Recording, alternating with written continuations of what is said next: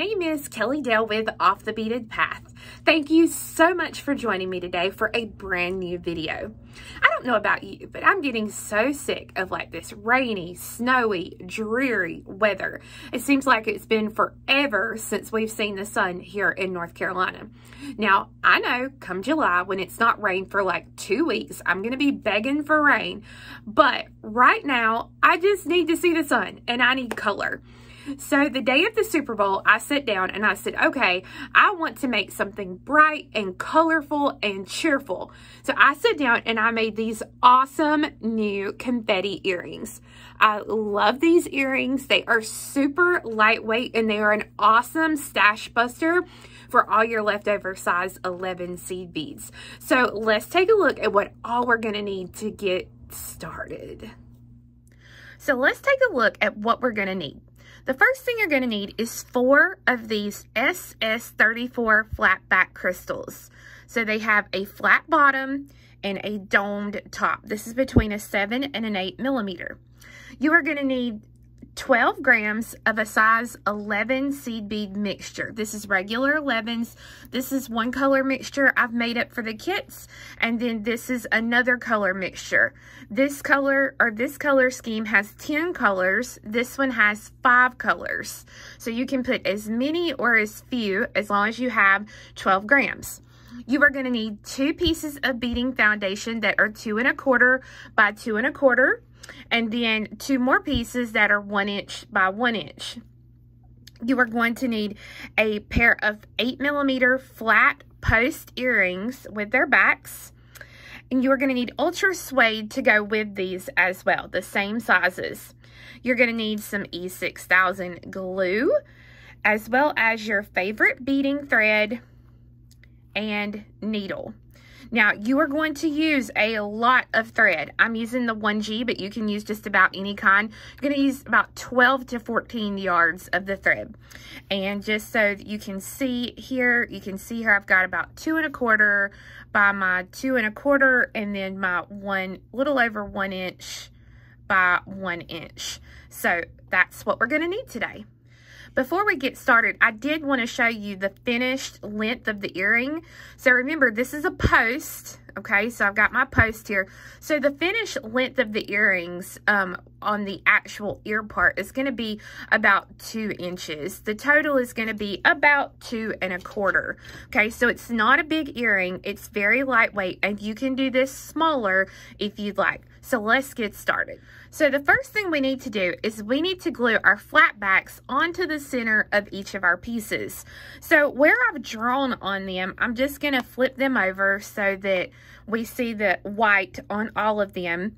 And we're going to take our little flat back and we are going to put just a little glob of glue here on the back. And you want to center it onto each of your pieces of foundation. This will be good because you will be able to let these dry as you start to work on your first one. Okay. And then if you want, you can take and fold these in half and then fold it in half the other way. And that will show you where your center is. My center is right in here. So that's where it's going to show me that that's at. So I'm going to go ahead and just pop that one in the center. And then I'm going to do the same to this one. So when I start this project, I actually like to start with the smaller piece first. It makes me feel like I'm accomplishing something pretty quickly. So I've got my needle threaded, and all the way down here to the end of my 2 yards of thread, I have a knot. And you can see I've trimmed that knot all the way down. And now I'm ready to start. So I take my short little small piece here, and I'm going to bring the needle up through the foundation from the back side, and I'm going to bring it up right next to the stone there. And I'm going to pull it through. Now, the great thing about these confetti earrings, there is no rhyme or reason as to pattern anything as to how you pick up your beads. So I'm going to pick up 2. And I'm going to kind of slide them back to where they're coming out of the foundation. And then I'm going to take my needle and I'm going to go down through the foundation right after that second bead that I added there. I'm going to come back up through the foundation right before the first bead that I just added. You want to kind of try to come up close to where you were at there. The thread keeps getting caught today. There we go. And then we're going to go through the 2 beads that we just added. Thread on 2 beads. Again, no rhyme or reason. It's okay if you pick up multiple colors at the same time. Don't worry about it. I push those 2 beads all the way up against the beads that are already there, and I take the needle down through the foundation right after that second bead that I just added. Now this is where it's going to differ just a little bit. I'm going to count back 3 beads. 1, 2, 3. And I'm going to take my needle up through the foundation right before the 3rd bead. And then I will go through those 3 beads. I'm going to grab 2 more beads. Let these drop all the way down. And you can see I'm putting them up against the stone and pressing them just like that.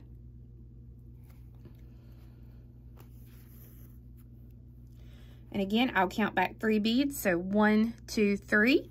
And I come up through the foundation right before the 3rd bead that I just counted back to. And then I go through those 3 beads again, just like that. 2 more. Again, make sure they're up against your stone. Go down through the foundation and then count back 3. 1, 2, and 3. And come up through the foundation right before the 3rd stone. And then go through those 3 beads. And I'm going to continue until I get back around to that first bead that I added. I've gone all the way around now. You can see I have one little spot left here. So if you don't have enough room to put 2 beads, it's okay. We're not doing any sort of encasement. So 1 bead will work here. So I pick up my 1 bead. I'll let it fall. Make sure it's going to fit. And then I take my needle and I go down through the foundation right before that first bead there.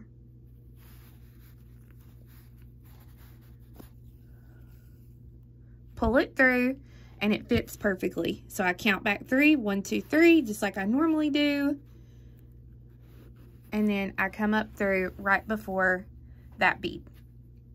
Now, this time I'm going to go around through the whole circle.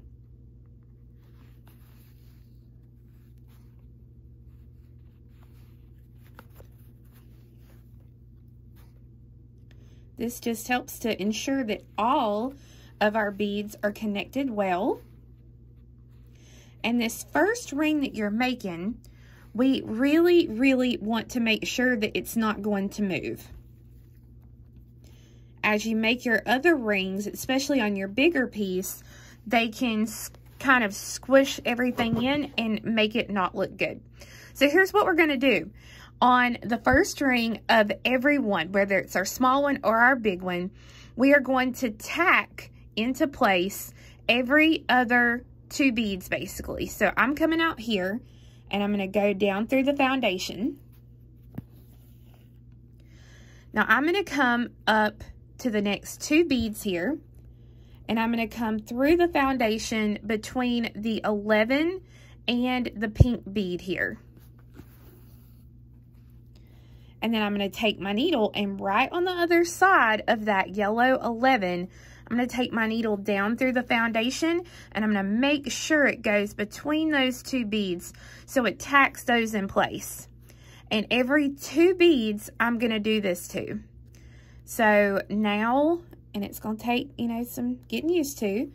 Now I came up 2 more. Again, I'm coming up between the flat back and the 11.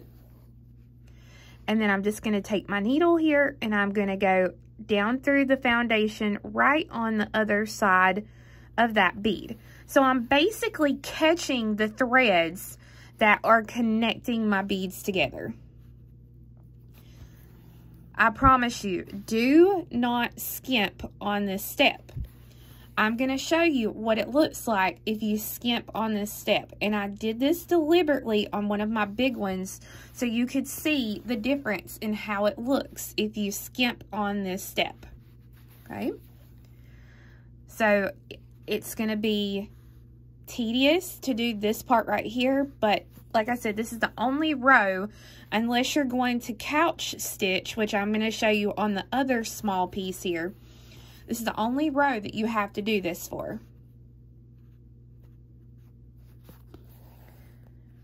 I mean, if you wanted to, you could couch between every bead, but it is completely up to you. I just do every 2 beads.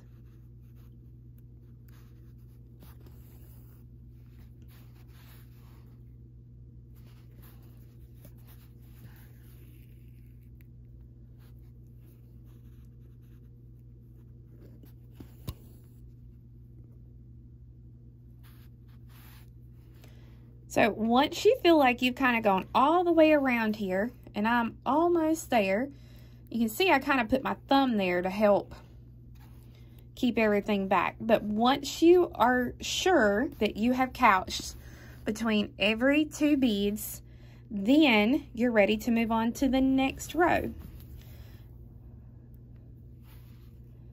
I'll just kind of look here. Yep, okay.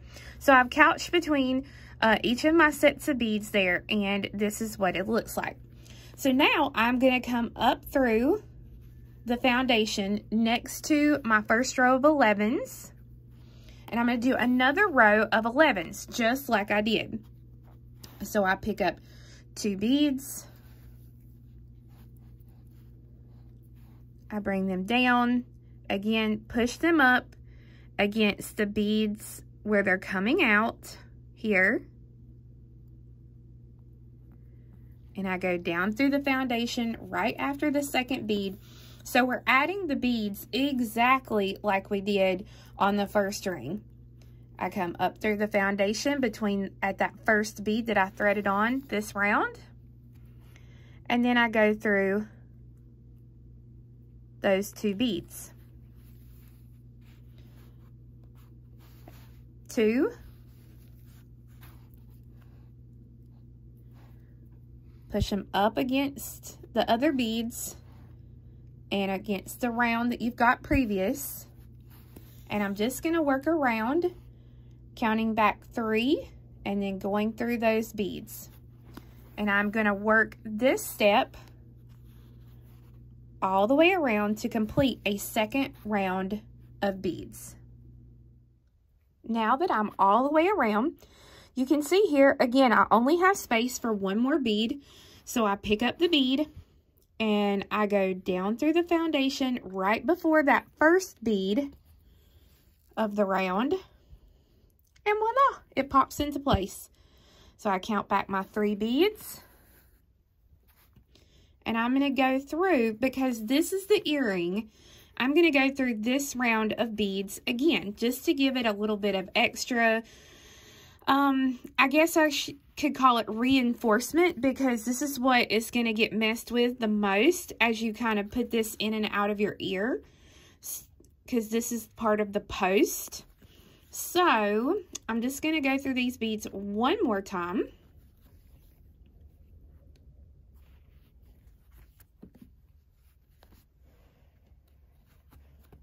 Well, I can't, it's not wanting me to do this today, I guess. Okay, and once I've gone all the way around, I'm going to take my needle and I'm going to go down through the foundation right there at one of those beads. Now, being very careful, you can see here on the back where I've got my threads, I'm going to take a pair of scissors and I'm going to start trimming around the outer edge of my piece.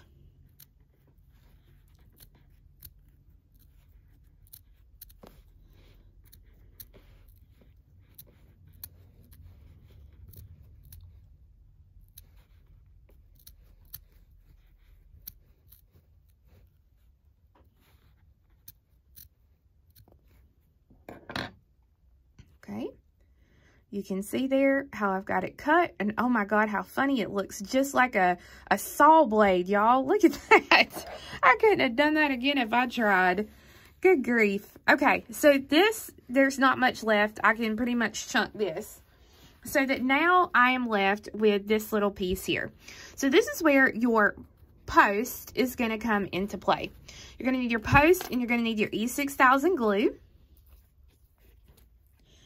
And I'm leaving, okay, let me go ahead and get my thread in place. So you noticed I left the working thread, and from where I'm coming out, I'm just going to bring it up through the foundation right here at the edge of my piece. So now I'm going to take my E6000 glue, and I'm going to put a pretty good clump there in the middle. And I'm going to put glue, or not put the glue, I've already got the glue in place. I'm going to put my post in place. I'm putting it in the middle. And I'm just going to kind of push it into place. I'm going to go ahead and I'm going to take that same E6000 glue, and I'm going to kind of run it along the post, the flat part of the post here in the middle. And we want to do that now because that way we can put our Ultrasuede on it. So what I'm going to do is I'm going to take, again, I'm going to make sure it's where my post is where I want it. And then I'm going to take my Ultrasuede. I already kind of know where the center is at. But if you want to fold it to kind of get that, you can. And then I'm going to take my post and I'm going to push it through. Now, you can also take a little push pin or something like that, but I'm pushing that down really good there. And now I'm going to trim this as well. Ideally, in a perfect world, you would want to sit and let this dry. But I am doing this for the video, so I don't really have that luxury. So just know that you're going to want yours to dry. It's one of those do as I say, not as I do things. And you see, I'm just matching up around my piece here. And I'm going to trim this a little bit here.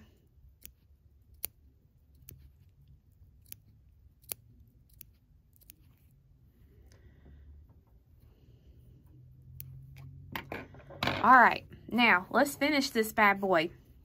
So from where I'm coming out, again, randomly, I know this is killing all my little type A friends here, especially my friend Sandy. From where my thread is coming out, I'm going to count up 2 little bead spaces here. And I'm going to come through this Ultrasuede and my foundation. You have to be really careful not to get your thread caught in between any of your little beads here.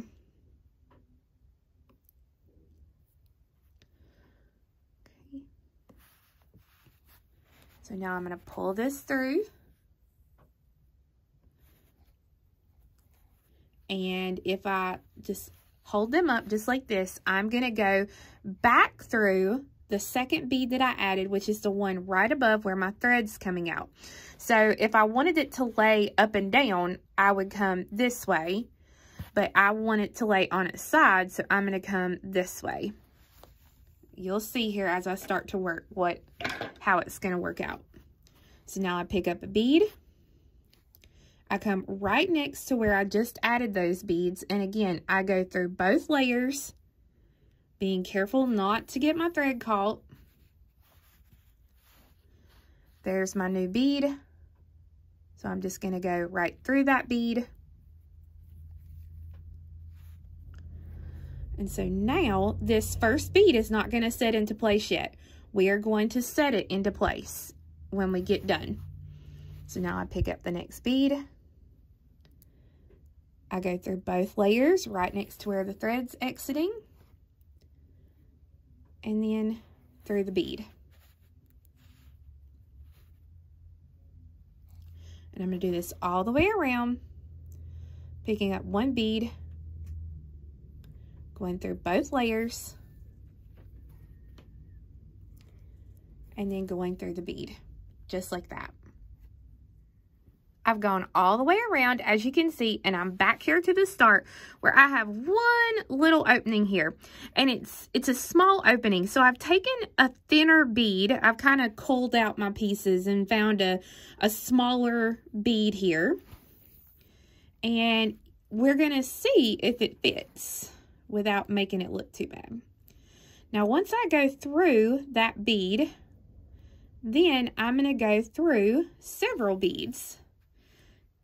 And it does fit without making it wavy. So I'm going to stick with it. So what we need to do now is we need to go through all the beads here around the outer edge again. Right now, each of these beads is individually put on here. So we need all of them to be connected. So I'm going to go through them.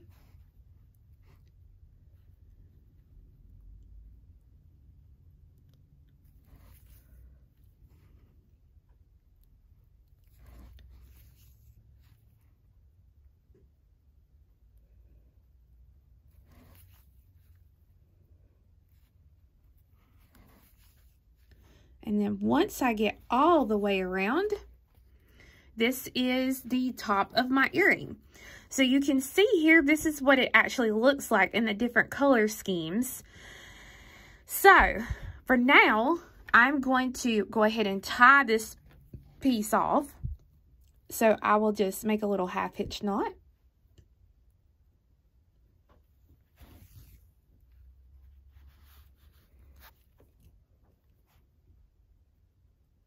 And then I'll go through a few beads and I'll put another one.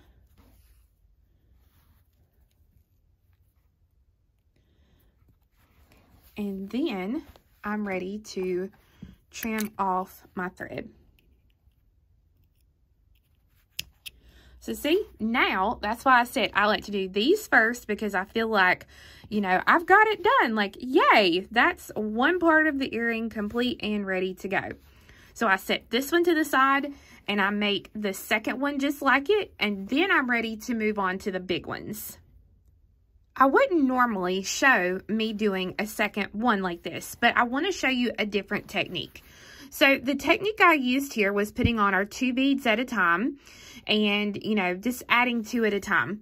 This time I want to show you couch stitch. So couch stitch is a Native American stitch.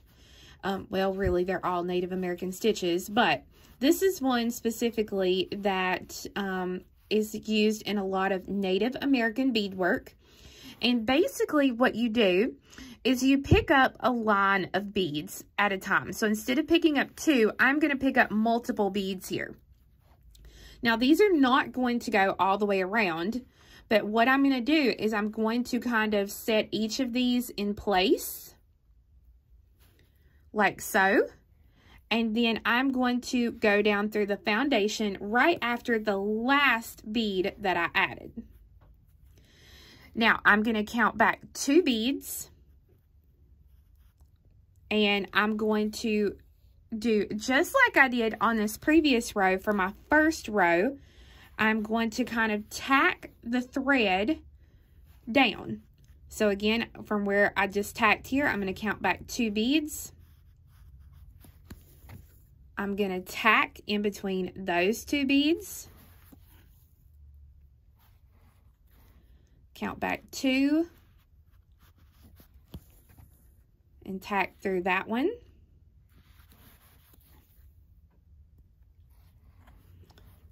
Two.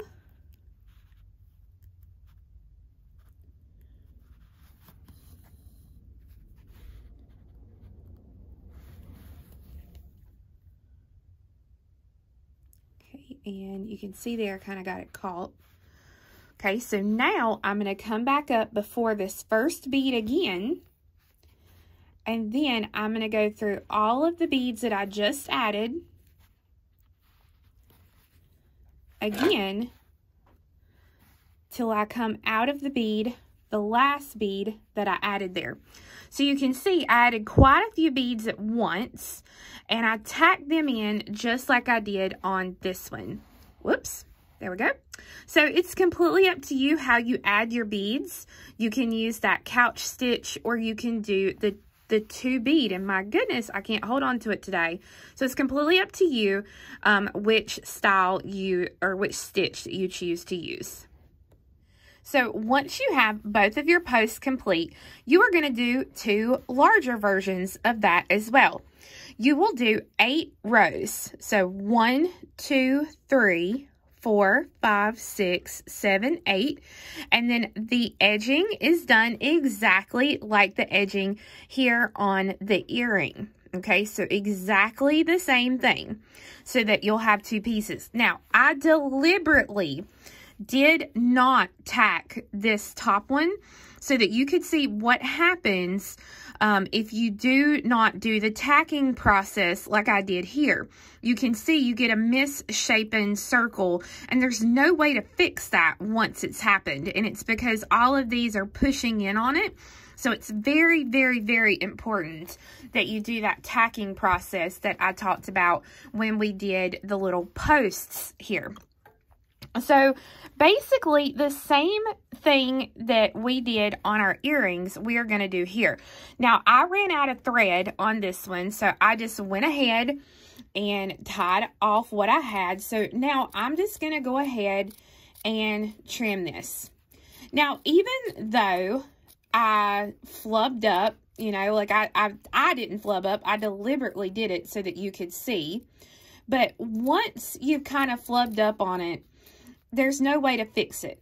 So you can either choose to wear the earrings like they are, or start over, whatever you want to do. It does not matter. But we cut the piece out, and then we do the edging exactly. Once you get it glued on, you do the edging exactly like we did. So you'll have 2 pieces. Now, to connect these 2 is super, super, super easy. So let me grab my needle here. I'm using the thread that I had left over from doing my edging, and I'm going to pick up 2 beads. And it does not matter which one I grab, and I'm going to go through 2 beads here on the base. So 1 and 2. Okay, so I'm going through 2 beads here. And then I'm going to pick up 2 more beads. And from where I'm coming out here, I'm going to count back 3 beads. 1, 2, 3. Let me double check, make sure. 1, 2, 3. No, 4. Count back 4. 1, 2, 3, 4. And I'm going to go through those 4 beads. So 1, 2, 3, 4, just like that. So that when you pull it, now it's connected. So I will go through and I will reinforce this connection several times, and then I'll be ready to tie it off.